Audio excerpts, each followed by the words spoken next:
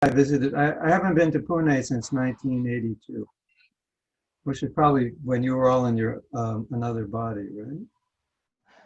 So maybe I saw you there as old men and women when I was in Pune in 1982. So I want to get clear, Yashwant, I want to get clear on the topic. We're talking about the challenges of maintaining steadiness, stability, following sadhana principles, and the conditioning that would disturb that. Is that the idea, or there's something more specific that I'm missing that you wanted me to address? Yes, Prabhuji. Amshu Prabhuji, you want to add something like specifically, this is what we are expecting. Amshu Prabhuji is the preacher and the head of the GGD voice. Okay. Hare Krishna. Yeah, Yes. I can hear you. Yes. So, Prabhuji, I was saying that what we are speaking just now, that's what was the topic. Also, some addition to that, how a devotee can continue practicing Krishna consciousness steadily year after year. Because over the period of time, some devotees become busy with their job, career, and family. So, Krishna consciousness sometimes may become sidelined. Yeah. So we are the best example of everything. So you would like to hear from your personal experiences also and teaching. Okay, that's good. Namo Vishnu Padaya Krishna Krishnaya Bhutale Srimati Bhakti Vedanta Shamini Namane Namaste Saraswati Deve Gauravani Pacharine Nirvisesha Shunyavadi Paschat Vidasatarine Srila Prabhupada Ki Jai. I think the answer for what you're asking is the same. For everything you're asking, it's the same answer. The problem is that life happens, right? Especially life happens when you go to university, you're very busy, but life happens in a more complex way when you finally enter the workforce. You're married, you have children, because you become very busy. You're busy in university, but still you manage, you live together, you manage to chant your rounds and so forth, right? But when you're married, then it's, when you're married, it can become more complicated. But life can be quite complicated in the current age, more complicated than it was when I was growing up. And that means there's more distraction, and it means there's more things to divert us from our Krishna consciousness. And the cost of living relative to what it was 50, even 30 years ago, is much higher. It used to be 8 rupees to the dollar. Did you know that? When I went to India in 1975, it was 8 rupees to the dollar. Now it's about 70, right? Isn't it? Well, you don't know because you don't have to exchange it, but it's about 70 or 65 or 70. So life was simpler. In my generation, my father worked, my mother stayed home. And we had everything we needed. We had more than we needed. He had a business. Now it's different. So the general principle is that as you go through life, there's going to be a tendency to get thrown off balance. And by balance, I mean your sadhana and your service.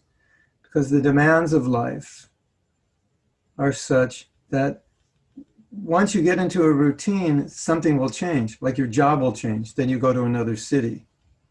Or they promote you, which means more work. Now you have to work on Saturday, and you have to stay late every day. So it's throwing you off, less time. And then you have your first child, and then for a period of time, the child will keep you up a few hours at night. And so you don't get sufficient rest, and then you can't get up early because you're up half the night.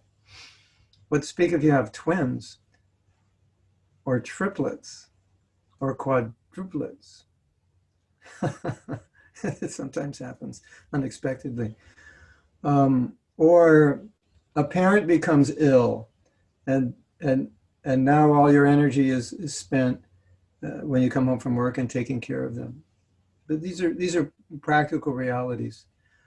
Um, or you have a difficult class in university and you have to work harder than normal, or your professor is hard, it's making your life difficult. So what I've found is that this is a reality that we're all going to go through.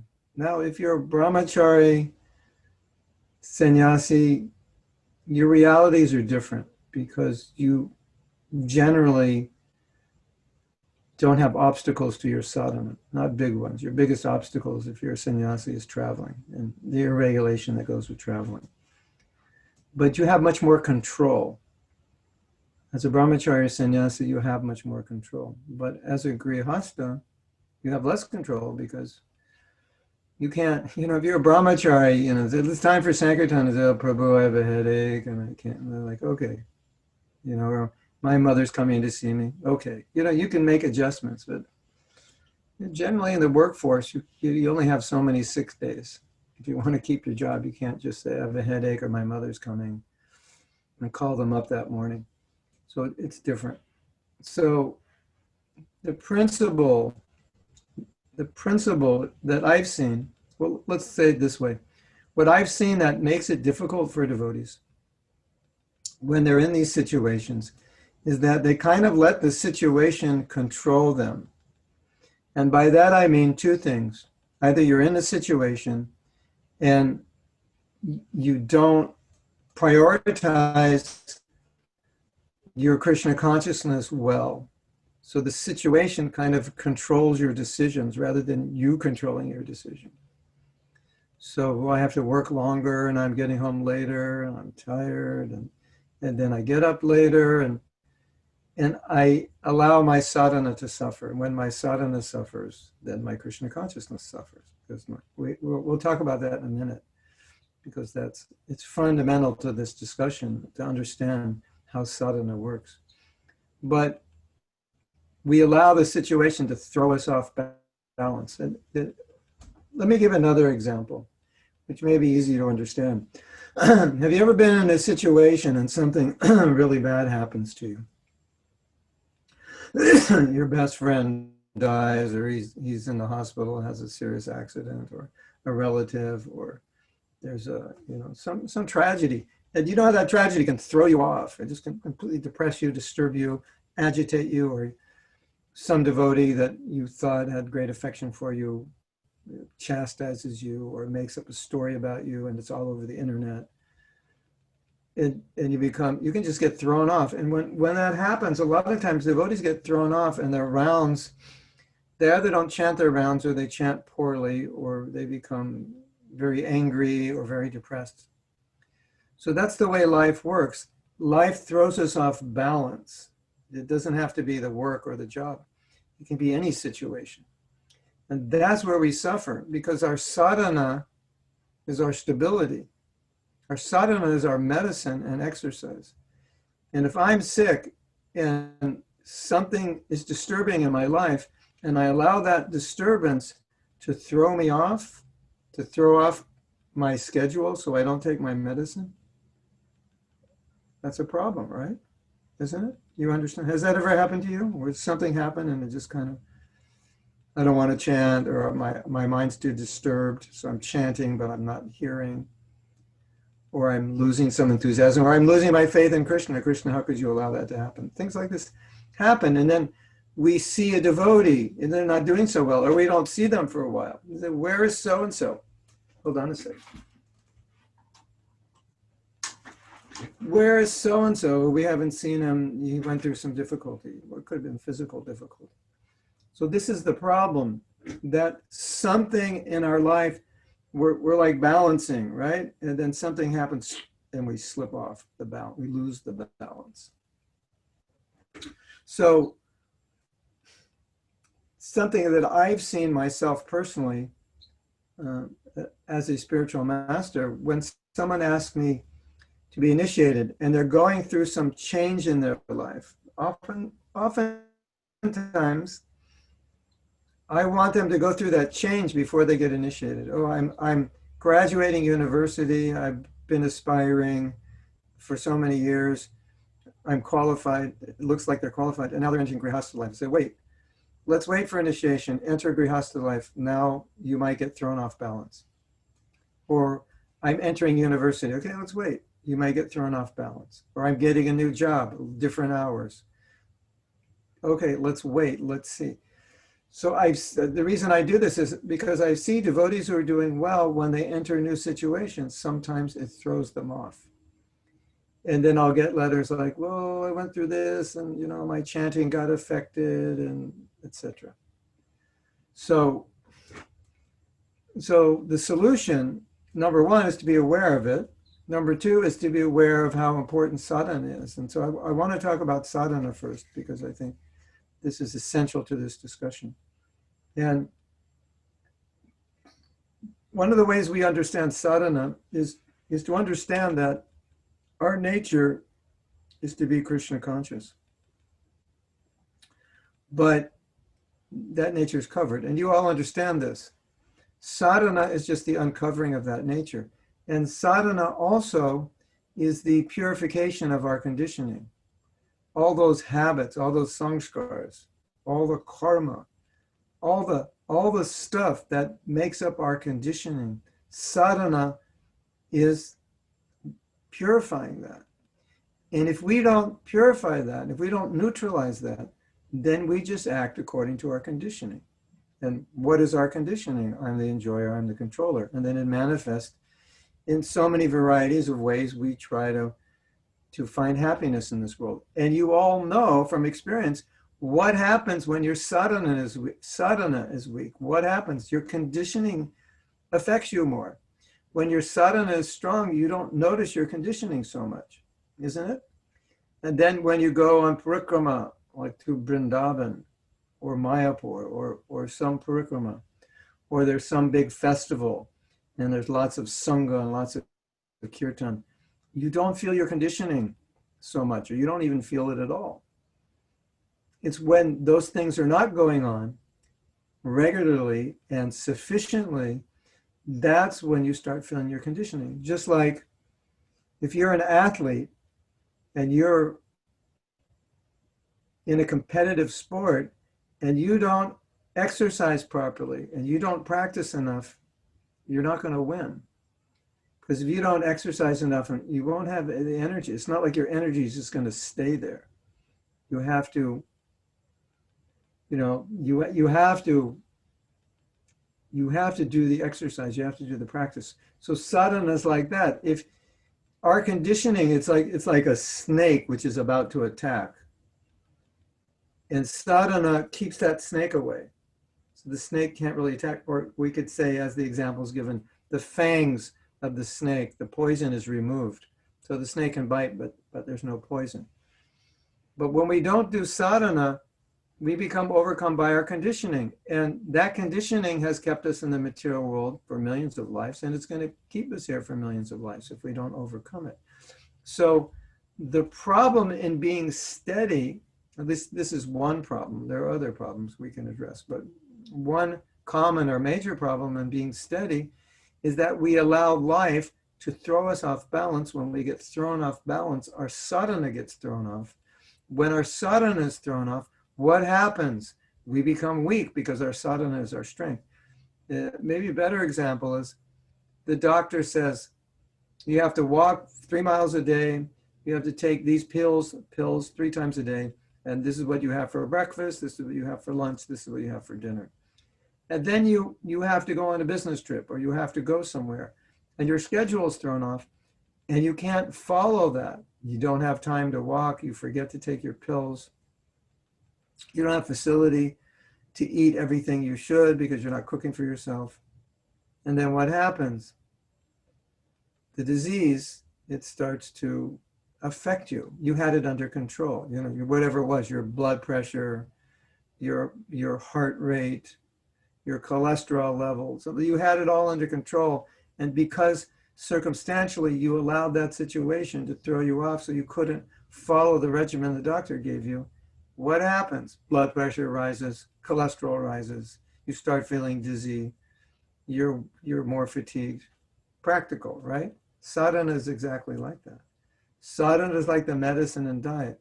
So now, new situation, family, children, wife, husband, so forth, job, responsibilities, take care of parents, and then you allow that to throw you off. So the conclusion is, or the obvious thing is, that I have to not allow that to throw me off. Now, there's something else that we've seen which could make solving this problem easy, because you're all sitting there thinking, okay, I understand what you're saying, so what can I do so I don't get thrown off? You know, what if my work hours increase? What if my mother becomes ill?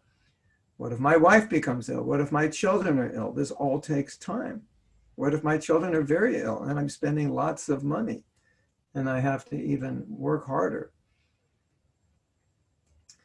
Of course, these things we can't control entirely, but one thing we can control is the choices of where we want to work, where we want to live, what standard of living we want to adopt, because all these things affect us, how many children we want. If you want to live on a very high standard of life, you're going to be pressured financially. If you want to have a lot of children, you're going to be more busy and more pressure financially. If you want to live in well, you don't always have control of where you live, but if you do have control, if you can live in a city where the cost of living is lower, that would be better. So and then you're in the company and they offer you a promotion, but promotion means more responsibility, which means you may have to work on the weekends, you may have to stay late, you may have projects you have to take home every night and work on. And so you're thinking, well, this is good, you know, this is what I'm supposed to do, I'm supposed to go up in the hierarchy of the corporation. But the problem, and I'll make more money, there's more security, I can afford to send my children to Harvard, this and that. But the problem is, where devotees make, one of the most common mistakes devotees make is when they're making these decisions, they don't stop and think, how is this going to affect my sadhana? How is this going to affect my service? They tend to look at the material benefit. Oh, I've been in this company for 5 years. Now I'm getting promoted. That's the way it's supposed to work. That's what success is in the corporate level. A better job. Now I'll be a manager of 6 people. I'll get paid more. Fine. But then you have to ask, am I going to be working more hours? Because if I'm already right at the limit, I have so little time. If I add more time to my work, what happens? What gets cut out? Well, my hearing gets cut out, or my chanting gets cut out. And then the next mistake. Number one, we don't think in advance the ramifications of the decisions I'm making in my life as to my job, where I'll live, how many children I want, the standard of living I want.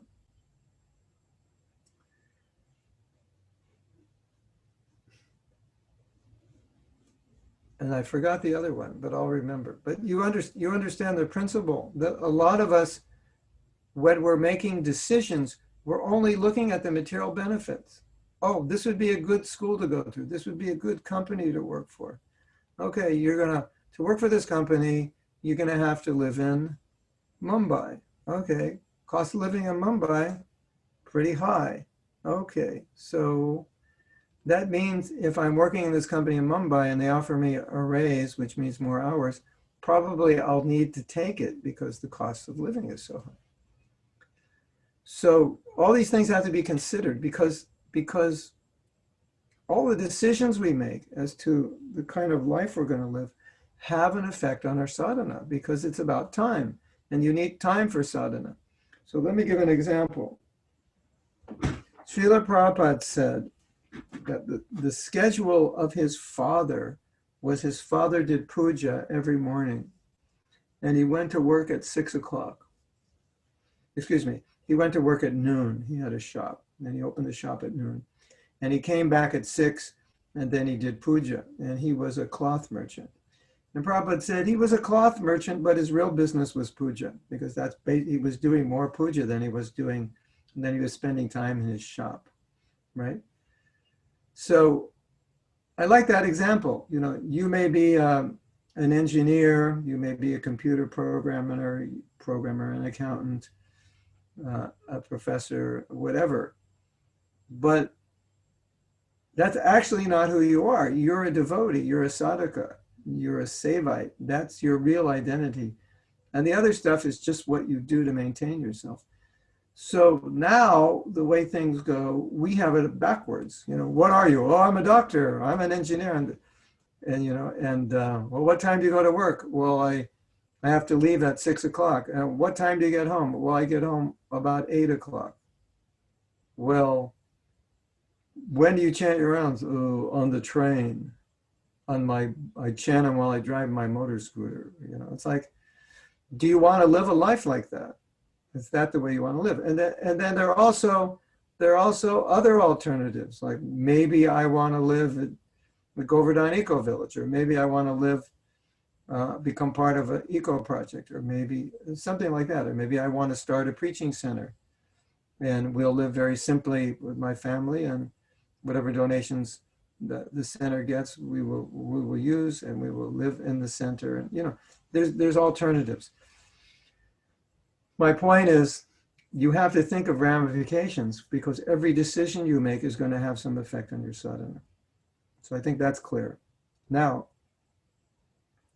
the other problem I see is that devotees don't realize the importance of sadhana, and because they don't realize the importance of sadhana, they make these decisions where the sadhana becomes compromised and they don't think. I say, well, if I do this, I get this promotion, but then I have to start work at 5 a.m.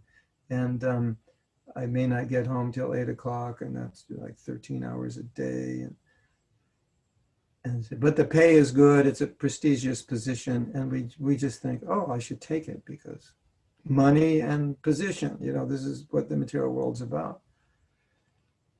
The common sense first thought would be, well, when am I going to chant my rounds if this shift starts at 5 a.m. so that we're on sync with European time, or we're on sync with, well, for you it'd be in sync on time in Australia or something. So it's 8 a.m. in Australia, you have to be 5 a.m. in India. So when am I going to chant my rounds? And if I've seen devotees, this is true, real life, they're working at companies in India that are international. So this one devotee came to a japa workshop. This is a true story. He says, I don't have time to chant japa. I said, what's your schedule? He said, well, a lot of times we have meetings in the evening to be on US time. And then we have to start early in the morning to be on Australian time. So he said, like, I'll come home. I go, what time do you come home when you have these late night meetings? He said, midnight. And I said, well, what time is your next meeting in the morning? It's a lot of times 7 a.m. Okay, do the math. You come home. If you're lucky, you'll get 5.5 hours of sleep and a little time to eat breakfast. What to speak if you had to eat dinner, you're really cutting it short. Of course, it wasn't that way every day, but many days it was like that. So once you cut into your sadhana, you're cutting into your Krishna consciousness. So that needs to be understood. And so my suggestion would be, as Prabhupada has said so many times, that this life is for going back home, back to God. This life is not for rising up the corporate ladder. This life is not meant for a secure financial position of material enjoyment. This life is for going back to Godhead. And so, Amsu, when you're asking that question about being steady and how is a devotee steady through his whole life? Well, one of the answers, it's not the only one, but one of the prime answers is that, excuse me, plug in my computer. One of the prime answers is that Krishna consciousness is the most important thing for him. And because Krishna consciousness is the most important thing, he'll never compromise. In the Bhagavad Gita, the 9th chapter, Mahatmanas Tumam Parta, Prabhupada talks about the Mahatmas. And he says something, which is exactly what I'm saying. He said, a devotee understands that advancement in Krishna consciousness is dependent on realization. If I say, Prabhu, what's your realization today? And you say, I haven't had a realization in the last year. I thought, that's pretty sad, because when we're inspired in Krishna consciousness, we have realizations all the time. And the realizations are what keeps us going. And the realizations are what keeps clarity on the path. So Prabhupada said, a devotee is very cautious. They will not put himself in any position in which his realization would be disturbed, in which he wouldn't have realization. His realization of Krishna consciousness would be negatively affected. So think of that, and think of how easy it could be to fall into a situation where your Krishna consciousness is negatively impacted if you're not careful about the choices you make in your life. So I think we could apply this, I think we could apply this to brahmacharis and sannyasis also, because it's not that only grihastas are going to be distracted. The world is very distracting. And now all the brahmacharis have computers and phones, which are like the vehicles of distraction. So unless individually each of us has this mentality that Krishna consciousness is the most important thing, Krishna consciousness is what I'm doing, that's what my life is about, it's not about other things, and anything else it's about is only because it's in relation to Krishna. And this is always the priority, 16 rounds, 4 principles. Whatever I have to do in my life to follow the 4 principles and chant 16 rounds, I'll do it. Whatever it is, it doesn't matter. That has to be the attitude, because if it's not, Maya will come in. Where there's a little space, Maya comes in. And Prabhupada said that many times. He said, you leave Maya space, she'll come in. You have a little, if you notice that in your life, if you have too much free time, the Maya says, oh, great, I have time to distract you. Now we have time to, get you on the internet so you can waste time being distracted. Have you ever wasted time on the internet? If you're a bona fide human being, the answer is yes. Now, if you're so engaged in Krishna consciousness, serving, preaching, you don't have any time to waste on the internet. You hardly have time to eat. A few weeks ago, I didn't have time to eat. I was so busy. I thought, why eat? It's like, I have so many things to finish. 2 days ago, I had breakfast at 4 p.m. It's not uncommon for me. Sometimes they get so busy that to stop to eat is like, wow, this is such a waste of time eating. Do you ever feel like that? What to speak of sleeping, So, and as soon as there's time, Maya comes in and says, oh, okay. There's so many things to be distracted by. So if we don't have that mentality, we don't have that determination, then we're going to find difficulty in being steady. Because unless Krishna is the number one thing in our life, Maya will come in and make something else number one. So there are many stories. I want to take some questions, but there are many stories which Prabhupada was emphasizing 16 rounds and 4 principles, like over and over and over and over again, in different situations. And the basic theme was, if you do this, you'll go back to Godhead. So let's just talk about that a little bit. The premise is 16 good rounds, not distracted, and 4 principles. And 4 principles, sometimes we may slip, but basically 4 principles. Steadily, as steady as we can be, we try our best. And eventually, we may slip when we're younger, we become stronger when we're older. but basically 16 rounds, 4 principles. That's the bare minimum cost that we have to pay for going back to Godhead. And life is meant for going back to Godhead. Prabhupada gave us those. So now, if I understand that, and I'm serious about going back to Godhead, then wouldn't it make sense that I would arrange my life in a way that I would never have to compromise? I would never be in a situation that would cause me to compromise the 4 principles and the 16 rounds. Does that make sense? Isn't that common sense? This is what I want to do, and therefore I'm going to organize my life in a way that I can do that.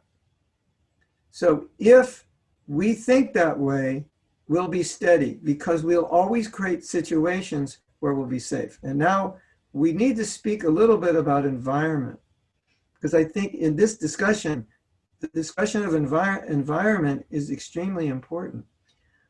As a conditioned soul, if I am in an environment which becomes the udipan, the stimulus for my Krishna consciousness, it's very easy to be Krishna conscious. Even I don't even want to be that Krishna conscious. If I'm around devotees who want to be Krishna conscious, then the desire to be Krishna conscious becomes stronger. Now the problem is our society is very contaminated presently. Look at the literature, look at the movies, look at the music that surrounds us. Look what flies in the face of social media. Now with social media, the problem is 50 years ago, you only had cultural influence from your country. And 50 years ago in India, the cultural influences were pretty good. So being a devotee, being a 20-year-old young man trying to be a devotee in 1970 in India was 10 times easier than it is now. Because, you know, look at a movie just for fun. Go look at a movie, a Hindi movie, a Bollywood movie from 1950. It's mostly Krishna conscious, right? Isn't it? Chanakya and Leela, right? Now, I'm not suggesting you look at a Bollywood movie, but you probably all have seen something of Bollywood. You know what's going on. A lot different. What were the books people were reading 50 years ago? What was the music people were hearing 50 years ago? How many TV stations 50 years ago had sadhus on it, as opposed to young girls in miniskirts? Right, talking about all kinds. So what you're dealing with now is so much more difficult than what the brahmacharis had to deal with 50 years ago. For sure, there's no question. Secondly, the stability of the family and the psychological problems that ensue due to the way society is are much greater now. And what to speak of pornography 50 years ago? How did you get pornography? You actually had to buy it. You're going to like bring it into the brahmachari ashram? I don't think so. You're going to walk around with it? I don't think so. You'll get caught. What an embarrassment. And it's just to actually do it, it's an effort. You have to go out. And if you could even find it, I don't even know if they had it in India. Now it's on every phone. That's a disaster. That's a potential disaster for every young man to carry around a device where he can access pornography. So if you have a phone, you should have a filter on it. So even if you crazily tried to access it, you couldn't. It's impossible, and nothing could come to you. So now look what we're up against in society today. And then I would only say that the conclusion is we have to be 10 times more determined than the brahmacharis, than the devotees 50 years ago, because they didn't have these distractions. So the point is, we want to be surrounded by things which stimulate our bhakti. And because we're weak, when we're surrounded by things that deviate us, distract us, entice us, it's very difficult for us because we're conditioned souls and we want these things. But now the way society is dangling the carrot right in front, here, you can have this, right? And then you get money and it's even worse because you can afford to break all the sinful. Better to be poor, like when Takaharidas was in jail. They said, get us out of here. No, better you stay here. You can't do anything wrong in jail. Once you get out, you'll mess up. So, So what I would say to all of you is, you want to create a situation in your life where you're surrounded by things that will help you. And you want to create a situation in your life where you're very careful not to have anything in your life that could be problematic, that could stimulate your material desire, right? So whatever you have to do, you just do it. And it goes back to the idea, well, if I want to be Krishna conscious, I want to chant good rounds and I want to follow the principles. So I have to have a lifestyle which would guarantee, as far as possible, that I'll be able to do that. And if my lifestyle is interfering with that, it needs to be changed. If I have friends that are causing me, are disturbing me, and making it difficult to follow Krishna consciousness, those friends are now my enemies. And if I have enemies that help me become Krishna conscious, they're now my friends.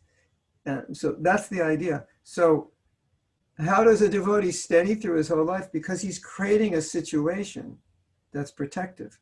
You see, the problem is us. We're the problem. So what does a smart devotee do? He protects himself from himself. That's what he has to do. I mean, really, if you think about what is your job in becoming Krishna conscious? Well, part of your job is to protect yourself from yourself, isn't it? Because yourself is the biggest danger that you have to deal with. Because yourself is the one who can ruin your Krishna consciousness. You say, no, Maya, it's Maya. No, Maya can't do anything if you're not interested. So if you're interested, you're the problem. And then Maya says, okay, let's go out. You're interested. If you're not interested, Maya, she'll go to the next house. She'll leave you alone. So we are the problem. And so because we know we're the problem, we have to live a lifestyle so we can't allow that problem to fester, like an addict, right? If you're addicted to something, you have to stay away from it. You cannot get near it. And if you get near it, you're going to get into it. So we don't want to create situations in which anything which is tempting for us is at our disposal. We have it in our hand. Does that make sense? So I think I should stop here and take questions, because those were the main points I wanted to make. You could make a few others, but I think any other points I'd make would just be in support of what I already said. So do we have questions in the chat? Should I go through them? Should I read them?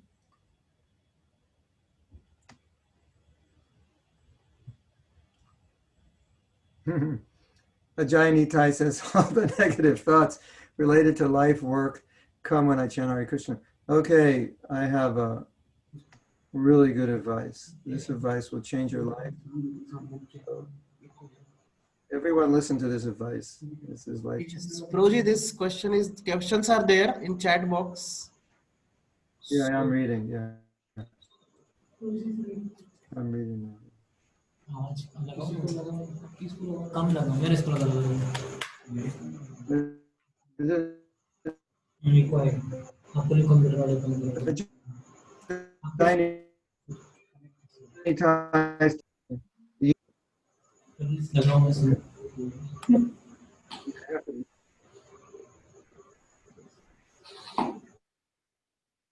Okay, you're muted. Yeah. So, Vajayani Tai, somehow or other, this is so important. This alone, revolution.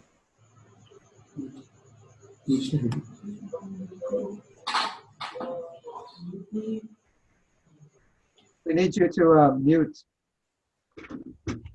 I'm sure. We need you to mute. So we can hear. Yeah, I'm muted. Hear everything. Please. It's not mute. You can mute them. Yeah, now you're muted. Okay. Please don't unmute it. Yeah. When somehow or other, we have to learn how, when we do our bhakti, to stop everything in the world. Just stop it so that we can give our attention to Krishna. Because giving our attention to Krishna is what's important. Your job's important only so far. It's not the most important thing in your life. And when we give importance to these things, then they absorb our minds. And when we give importance to Krishna consciousness, it absorbs our mind more, just like we just celebrated Radhastami. So what's more important, absorbing our mind in understanding Radha Tattva, or absorbing our mind in all the things we have to do for work? Obviously, absorbing our mind in Radha, that's what's important. So when a devotee understands that and readjusts his consciousness in a way that he can put everything in relative levels of importance, say, okay, this is all I have to do with the job. I will do it later. I don't have to think about it now. It's not that important. My Krishna consciousness is what's important. Then when you chant, you can just turn that off. You have to turn that off because you won't be able to chant properly if you don't. So you have to put in perspective important. Your 16 rounds or your job. Your 16 rounds. Job's important because it gave you a place to live and food to eat and so forth. But the thing is, according to our karma, we'll have a certain amount of money. We'll have a certain amount of food. All this, it'll be provided, you know. Even if you get fired today, according to your karma, you'll get your 2 chapatis, or you'll get no chapatis, or 10 chapatis. So that's how a devotee thinks. So it goes back to that point that we don't allow situations to disturb our Krishna consciousness. So I'm glad you brought this up, because this is an example of how situations disturb our Krishna consciousness, isn't it? Too much work, and that work is entering my japa. So I'm allowing my work to undermine my japa. That's unfortunate. So if we're giving more priority to our Krishna consciousness, we won't allow that to happen. And then the way we don't allow that to happen is that during japa, it's just japa. That's all it is. Nothing else is important at that point. Nothing else is more important than your 16 rounds. That's your ticket back to Godhead. Your job is not that important. Even if you get fired today, it's not the end of the world. But if you commit offense to the holy name, it is the end of the world. It is the end of your spiritual life. You'll have to come back again. So if you put things in that priority, then you can actually chant good rounds, no matter how busy you are, because you just say, it doesn't matter. That world is asleep now. And the only world I'm living in when I chant japa is the spiritual world. That's what I do. So it requires both a practical understanding, and it requires a practice. That's what you do when you chant.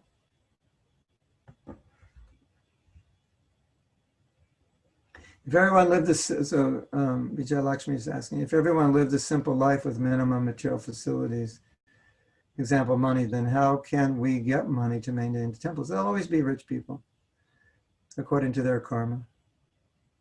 According to their karma, you want to hear a funny story? This is amazing. George Harrison came to Vrindavan once, and he stayed at the ashram. Prithu Prabhu had an ashram, and he ended up staying there. So Prithu Prabhu, talking to him, and George Harrison told him that something like $1 million comes to him every day due to the royalties that he gets from the Beatles music. And the Beatles broke up in 1970. Well, he also made other albums. So for all his music, he's getting royalties of about $1 million every day. So there'll always be rich people, even if, and he's not trying to be rich. He said, I don't even need the money. It just puts me in anxiety that I have to deal with all this money.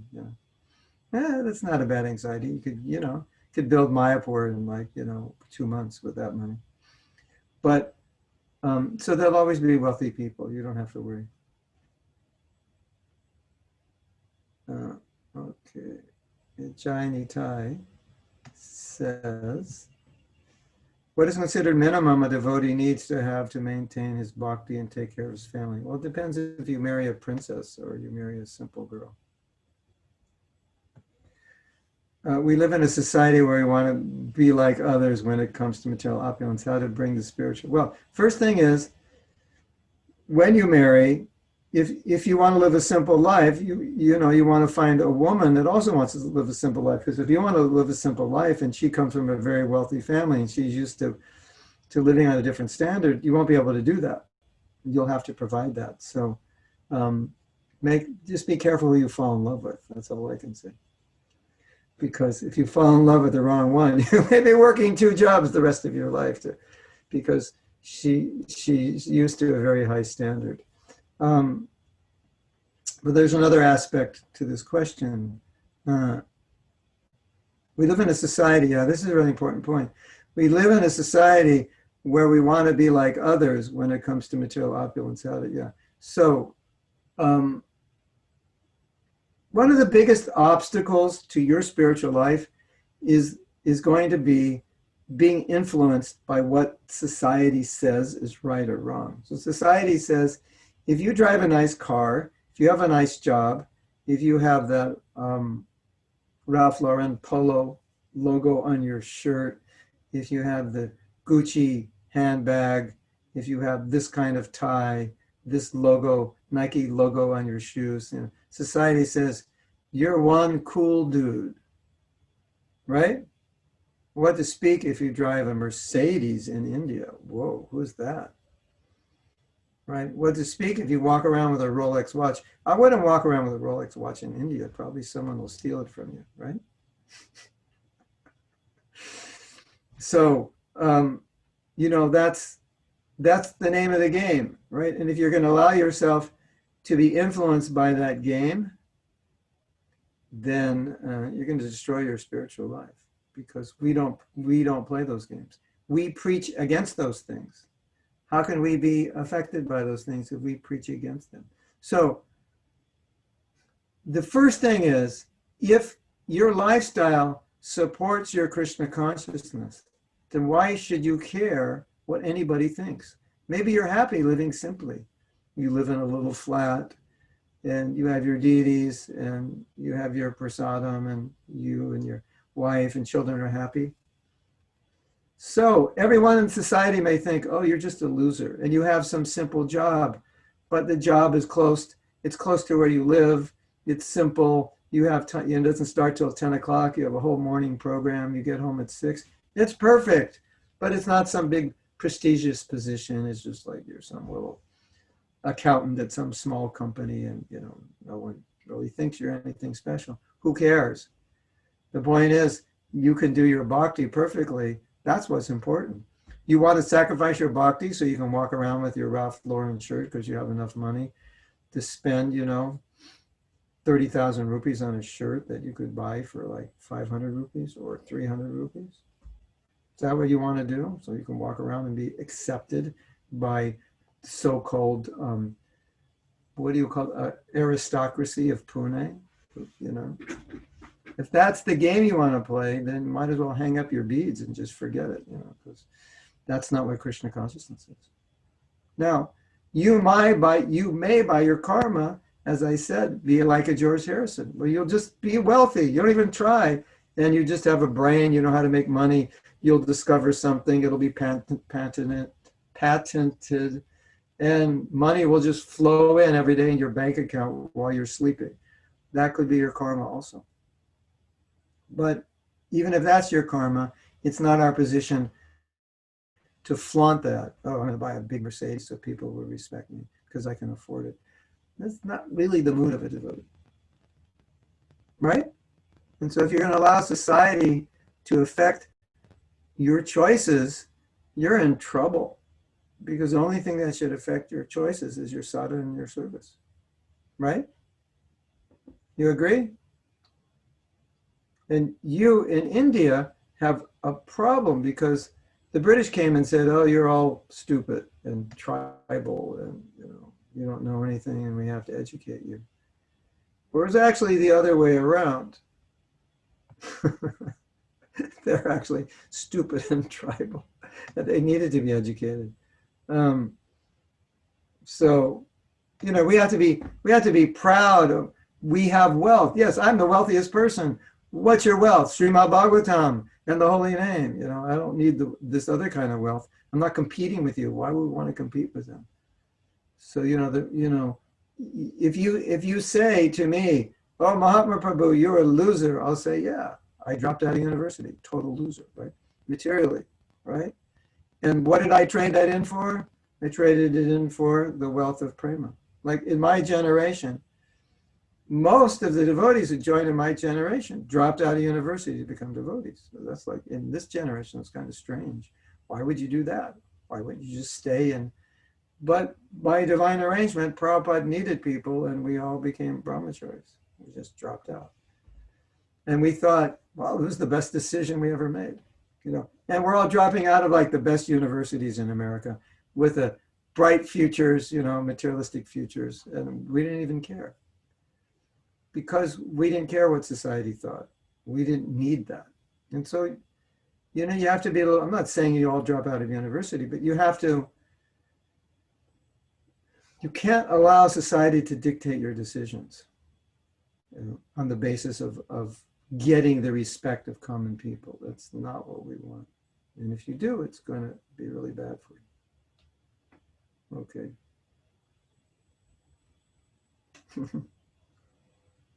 Sometimes there might be actual situations where there are actually no realizations. So that's your realization. What's your realization? Prabhu, my realization is I have no realization. Well, that's a realization. There has to be some realization. What's your realization? I realize I should get up and chant my rounds because if I don't, I'm going to suffer life after life. That's a realization, even if it's not a lightning bolt in your head, just the fact that, I realize that if I don't chant my rounds, then my conditioning will overtake me. That's a realization. We have to have some realization. That's what keeps us going. And if you feel you have no realization, you need to read more and chant better rounds. Because all the realization you need is there. You can't live without realization. You can't be Krishna conscious if you don't have realization. So, what to do when distractors are not time wasting or social media? And Maya is actually working itself where many people depend on you and always demanding, oh yeah, distraction, like it's service. Service can be a distraction, right? Yeah. Even if you offer to work for Krishna, yeah. Okay. This is an interesting one because we can be distracted by having too much service and not enough time for sadhana. So I think it's the same point. You have to give sadhana a priority. You have to have enough time to hear and chant. And then if service is eating into that, then you have to give that service to someone else or put that service on hold until you can finish some other services and make time for the new service so you don't compromise your sadhana. So this is really common. We like to do service, we take on more service, and then there's more compromise of sadhana.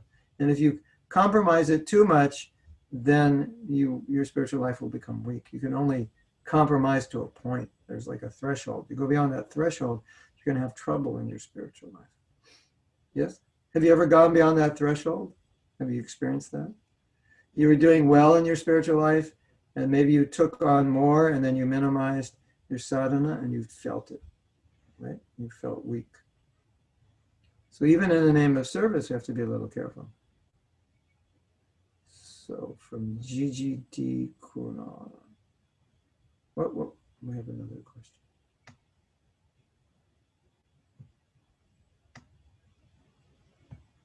Yes, so just okay. How to practice KC with full of our heart because it is becoming too much mechanical nowadays. Yes. Well, okay, the best answer I could give you to this question, he's asking how not to be mechanical. Mechanical bhakti is not going to do much for you, right? It's not. Mechanical bhakti is the antithesis of what pure devotional service is. It's mechanical bhakti is everything pure devotional service isn't. So let's start with that. That's the mechanical bhakti is not the goal. It's not the goal of Krishna consciousness. In fact, mechanical bhakti is the very thing we're trying to overcome, and it's love of Krishna we're trying to develop. So let's say you're married and you do everything mechanically. There's no real relationship. And so although you've provided your wife the beautiful home, beautiful children, lots of money, nice car, servants, everything she could want, she's not happy because there's no relationship, because you just give her those things, and to you it's just all your dharma. I just do my dharma, like a robot. I bring home the money, and I'm a very good father, and I wash the dishes at night, and it's all mechanical. You're just doing it because it's the right thing to do. And you'll end up divorced or end up miserable because there's no relationship. So the same with Krishna consciousness. That's not the purpose of Krishna consciousness. That's smarta. Smartas are expert in mechanics of ritual, isn't it? They can chant the mantra perfectly. They can do the ritual perfectly.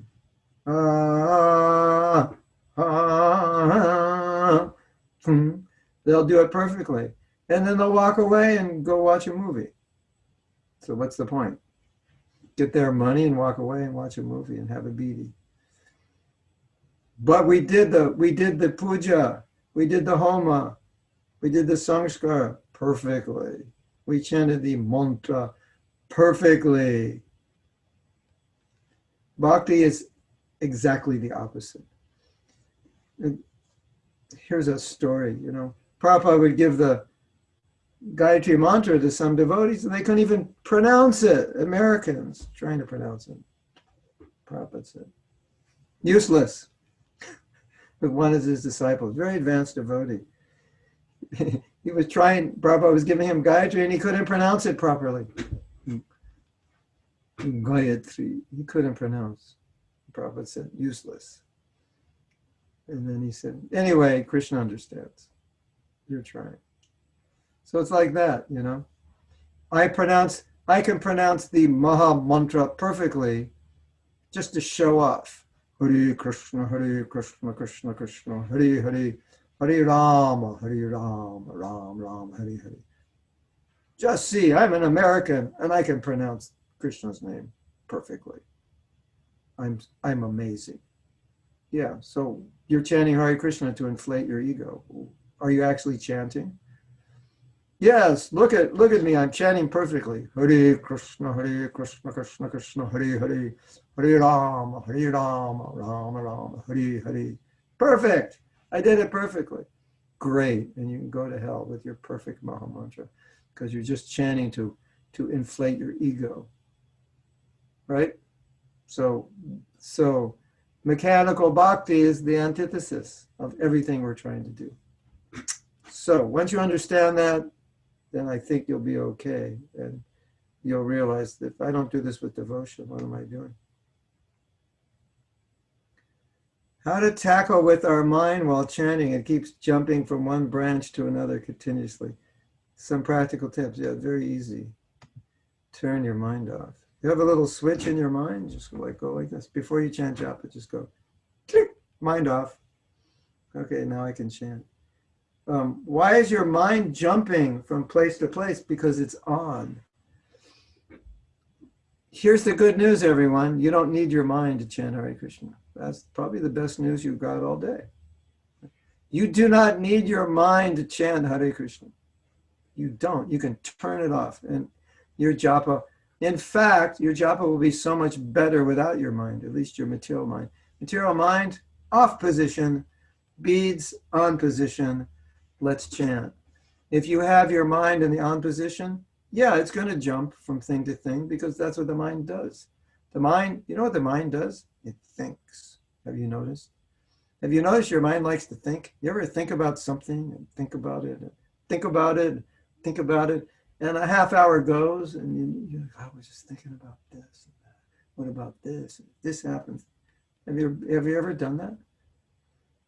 The mind just thinks, I could do this, but we could do it that way, but it'd be better if we do it this way, but if we do it this way, it could be this problem, and if we do it that way, that would be better, but if we don't do it right, then this problem. Na, na, na, na, na, na, na. That's what the mind does. So why would you want a mind like that on when you chant japa? Then you're chanting japa and it's going do do do do do do do do do do, and you're trying to focus on Krishna, and your mind is like. So you just turn it off. Doop, it's off. Off switch, material mind. Now I can chant Hare Krishna. And what is the off switch? The off switch is the office, the next exam I have to take, that professor I don't like, that difficult subject I'm trying to figure out. That's the off switch.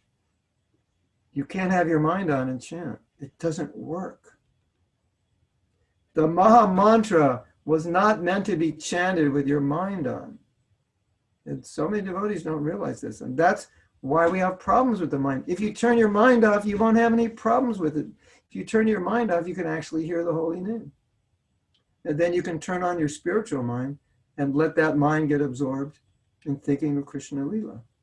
Or at least hearing. If you can't think of Lila, at least hear. That's what you're supposed to do when you chant. And then the holy name actually works. But if your mind's all over the universe while you're chanting, you're not really chanting. It just sounds like you're chanting, but you're not really chanting. So try to understand this principle that real chanting means the mind is off. It's not active in the material sphere. If you haven't turned your mind off, it's still active in the material sphere, and then you can't chant, because that's what's going to happen while you chant, right? Let's say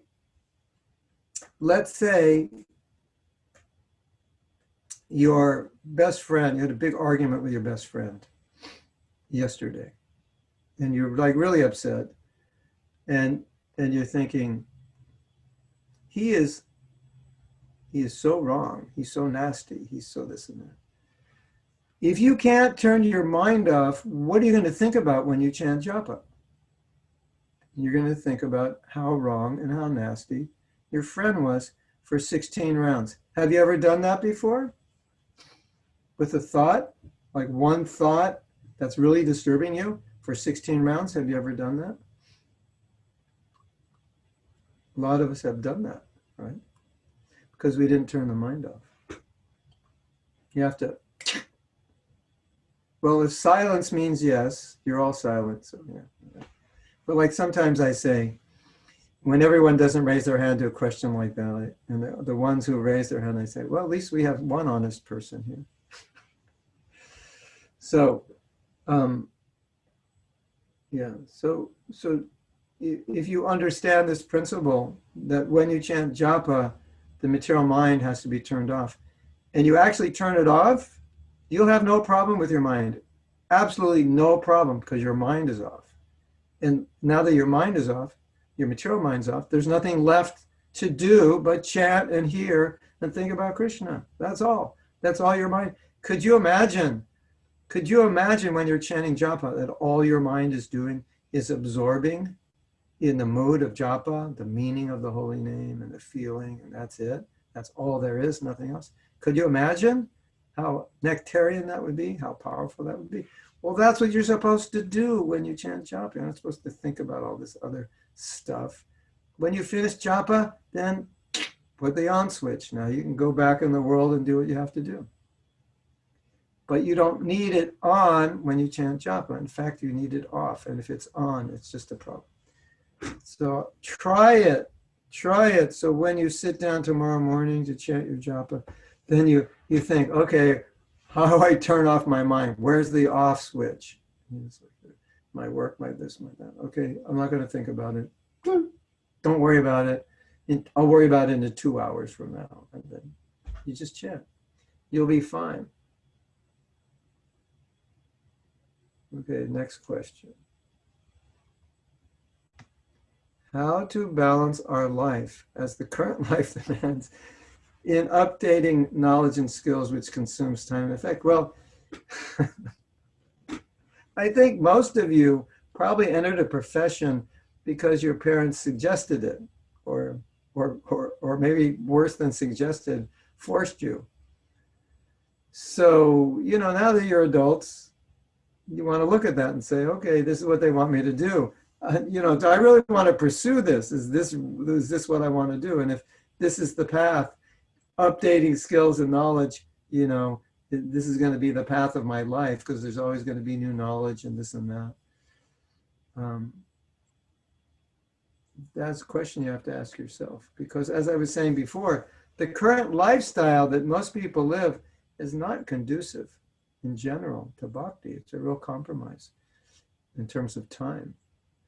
So that's a question you're going to have to answer yourself.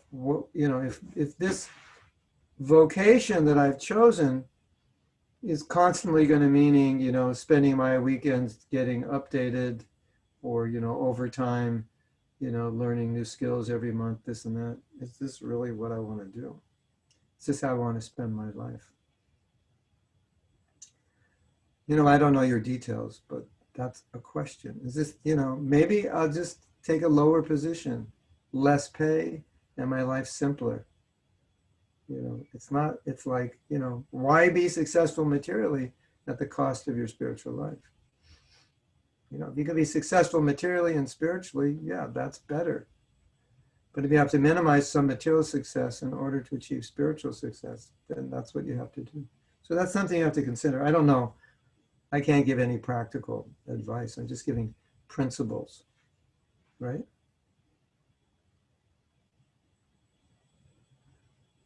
What I think, I often think when I look at you as engineers or MBAs or whatever, I often think, why don't you just become consultants? Then you can move to Mayapur, Vrindavan, and you can make enough money to live by consulting practically in one day. And if you consult in the West, you can make enough money to live like for the whole month, definitely in one day, just consulting, if you're good at it. So, these are things that you could think of, like okay, I have all these skills. I'm working for this company. They're making me work like an ass. They're paying me well. They're giving me health insurance. There's security and this and that. Okay. But we have to ask other questions. Are there alternatives? Could I work here for 5 years and learn so much that I could be a corporate consultant, and I could work my own hours, my own time for more money, and I could live anywhere in India. I could live in any little village or anywhere and work from home. These are things, to consider. You want to be smart about how you spend your energy and time. Maybe you should all start a consulting company.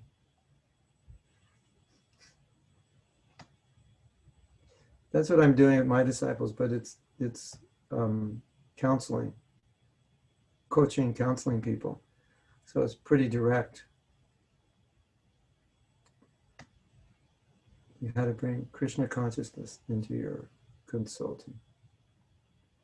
How to treat the holy name as a person. I think the same way, if you just turn off your mind, you'll naturally treat it as a person, because you'll realize when you can hear the holy name, you'll realize that you're sitting there with Krishna right now. There's nobody else there.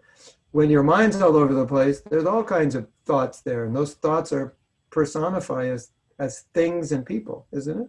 So it's not just you and Krishna, it's you, Krishna, and your work and your boss and the person you don't like and your shopping list and all this.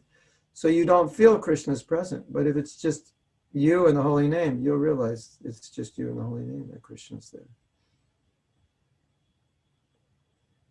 Oh, next question. We have a lot of questions. What time do we end class? When the questions end, or is there a time limit? As per your convenience, Prabhuji. Or you guys will stay up all night. Okay, I give short answer. I'll give short answer. As much as you are there, we are happy to take your association. As much you are available. Today is Ekadasi. It's Ekadasi in America, so we think we're doing bhakti, but actually many times we're in illusion that we're doing bhakti. Example, doing 16 rounds for commitment's sake, not really interested in doing. How to differentiate. Well, the unfortunate reality is that in the beginning, sometimes we because we don't have bhakti, then doing it out of our commitment is the only bhakti we have. That becomes our bhakti. But at least know that it's a relationship. And in the relationship, it's the devotion that actually satisfies Krishna. Of course, Prabhupada satisfied that we're making a commitment. Our Guru is satisfied we're making a commitment. But that's only half of it. The real, like a man is committed to his wife, but the real thing is affection. It's the commitment should be a byproduct of the affection. So, but understand that sometimes commitment may be the only thing you have. And that's where it starts. But I think the answer is the same answer I gave before. If you understand the essence of Krishna consciousness is not dharma. In fact, Krishna told Arjuna, give up dharma and just surrender. Yeah, then surrender meaning be a bhakta. So the essence is bhakti. So commitment is dharma. Dharma is like level 1. Bhakti is the last level. So if you just stay on the level of commitment, that's better than not being committed, but it's level 1 of bhakti. There should be the mentality. So, but I think for you also, it's important to understand your commitment. If the bhakti is not mature, your commitment is your bhakti. And Prabhupada said things like that about disciples following the regulative principles. That is their love for their guru because they follow it. So we can't say it's not bhakti. But bhakti means I do something to please Krishna. So if you're just doing commitment, but not to please Krishna, you have to bring in the pleasing Krishna part also. This is being done to please Krishna, not just because I'm supposed to do it. My temple president is going to get upset if I don't do it. The devotees will think I'm not a good devotee if I don't do it. Not for those reasons, but to please Krishna, please Guru and Krishna. That's what all bhakti means, is for the pleasure of Krishna. So you bring that in to the equation. You think this is for Krishna's pleasure. And don't do bhakti so you can get some recognition from the other devotees. That's not bhakti. That is pure material consciousness. That's what's going on out there in the material world. What to do when I get lusty thoughts, even when taking darshan of Radha and Krishna? I find it very embarrassing and get guilty feeling. I know that this is offensive, but due to past conditioning, I get sinful thoughts. Please help. Well, there may be things that you're still doing in your life that are causing you to think that way. So I would look at that in terms of what your lifestyle is. And if you can't find anything that's causing it, then it's caused by past conditioning. Just pray. Pray to Krishna. Ask for forgiveness and pray. And get absorbed in hearing about Krishna Lila. And understand, this is so important, understand that the only person who can enjoy a woman is Krishna. He's the only one. No one else can. And if you don't believe me, you can try. But it's not going to work. And the only way you can enjoy a woman is by serving. You can't enjoy by trying to be the enjoyer. It doesn't work. The world was not created for you to enjoy a woman by trying to enjoy her. You could only enjoy a woman by serving. And so when we're trying to imitate Krishna, we think, I can enjoy a woman. He's the only one who can enjoy a woman. And the only way you will ever enjoy a woman is by helping that woman come closer to him. There's no other way. And so when you understand that, that will purify you a lot. But anyway, I'm older than you. You can take it from me. You cannot enjoy a woman unless you help that woman become Krishna conscious and serve that woman. That's it. If you try to enjoy that woman as Purusha directly, you will suffer. And if you understand that, that will purify your thinking. You cannot enjoy it. Only Krishna can enjoy women. He's the only one. He's the only Purusha. He knows how to do it. We don't know how to do it. When we try to do it, we just suffer like anything. We mess the whole thing up. We just don't know how to do it. Unless we're helping that woman become Krishna conscious, unless we're serving that woman, it doesn't work. It's a mess. So if you understand that, that will help you. How to deal with close relatives who consider our devotional mindset as abnormal. Well, I think every situation is different. I can't give an answer that's specific, but with tolerance and understanding that, that they don't understand this. And so we just tolerate it. And maybe someday they'll come to appreciate it. And sometimes there's nothing else you can do, especially if you're talking about your parents, because your parents aren't going to listen to you. They're the parents. The mistake that we made as young devotees during Prabhupada's time is we would tell our parents we'd become devotees, and we would tell them, you're in Maya and you're a fool and you're an ass and like that. Like as if, the parents are going to listen to their kid telling them they're a fool. So sometimes you just have to be silent and tolerant and just tell them, I find great happiness and pleasure and benefit in what I'm doing. It's very important for me. You could ask them to respect it, ask them to learn more about it. I think if you learn more about it, you'll appreciate it. There are many parents of devotees that couldn't understand why their kids became devotees. And they finally met Prabhupada, and after they met Prabhupada, this happened quite often. After they met Prabhupada, they would tell their son or daughter, said, now I understand why you've become a devotee. This man is amazing. So maybe, get them to learn more about Prabhupada, see the Prabhupada movie and like that. That could help. I mean, it could be so many things. How to deal with social media and mobile phone, flush it down the toilet. If it's a good phone, you can send it to me. Mine's cracked. I'll use it properly, don't worry. Maybe we should start a new movement. Send your phone to Mahatma Das. He'll take care of it. And just go move to the farm and plant vegetables. You could start with every Sunday, lock up your phone and your computer, do a fast. Start fasting from social media. Because if you do a Sunday fast from social media, it'll be easier to fast from it during the week because you'll get used to living without it. And if you do a Sunday fast from social media and you go crazy on Sunday, I have to look at my phone and you're starting to experience withdrawal symptoms, then you can understand you've become addicted to your phone. For me, to not look at my phone is the greatest happiness of my life. If I knew I had no messages on my phone and no messages on my computer, I would be dancing all day. But I know there are many people, they have to check like every 15 minutes. Otherwise, they'll go completely insane. And if you're like that, that means you're addicted. And all the more reason to start fasting, and after you get fasting on Sunday, maybe you could fast on Saturday also.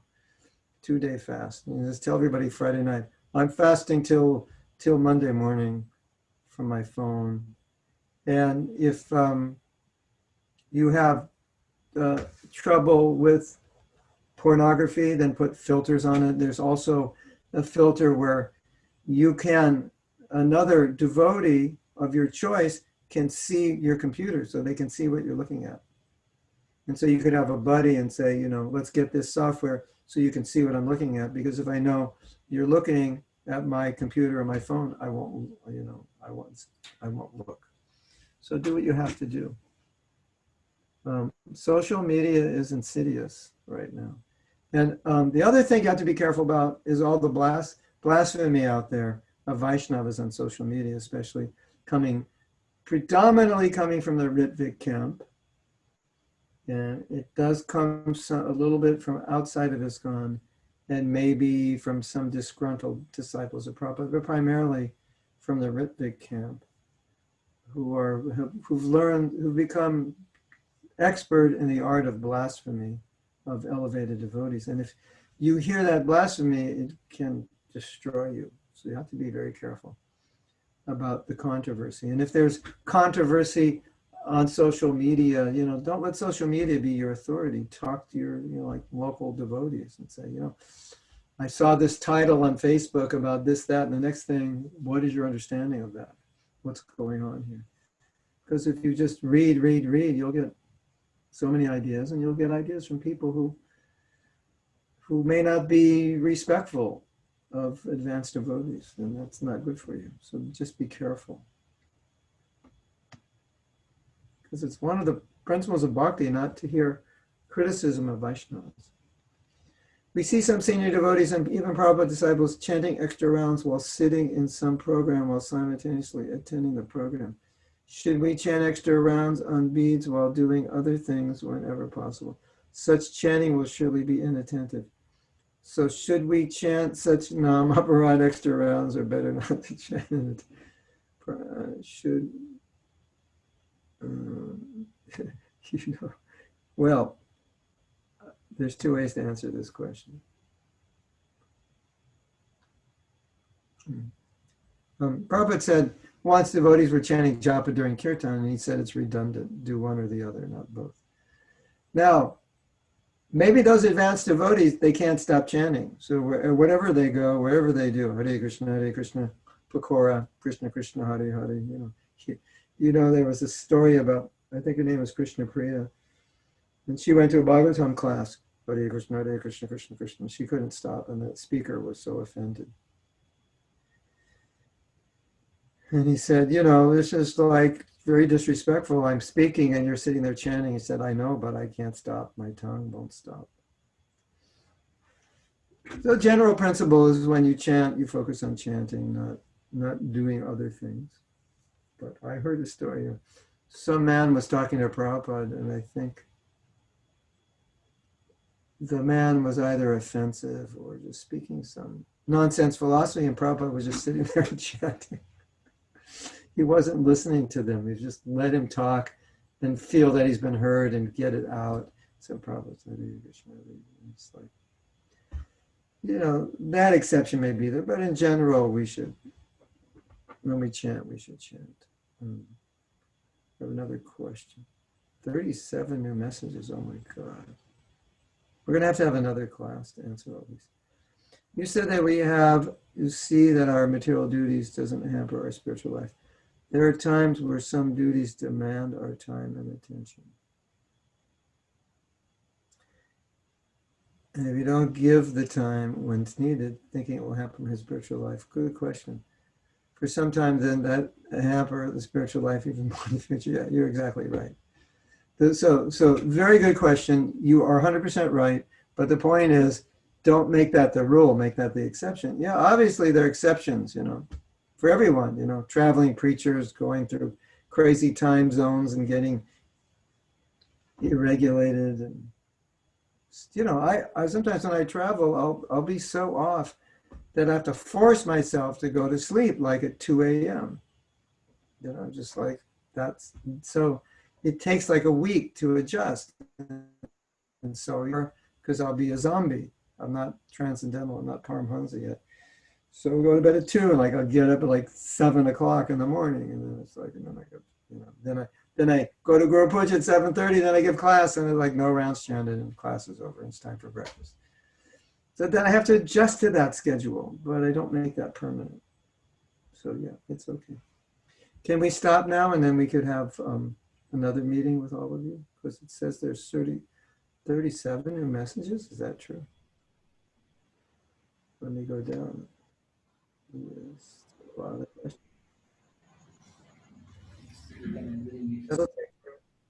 that'll take another you. Yes, Prabhuji, if you want, you can take it next time. We will try to arrange another class. Yeah, we'll have another class maybe.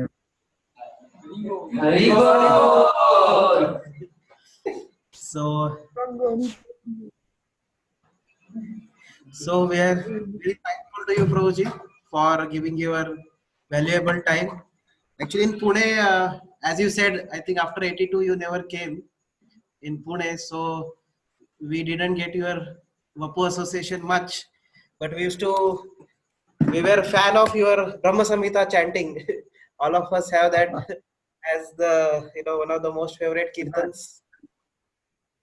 Haribol. And also, we have heard some of your japa seminar that 20 ways not to chant japa. That also, and also that your poem was so amazing. You had written before that devotee enters in spiritual world and he says others. He is surprised how others are there, and they are surprised how he has come. So that poem was also wonderful. But today we are very fortunate that we could get your association class, and it was very, very inspiring.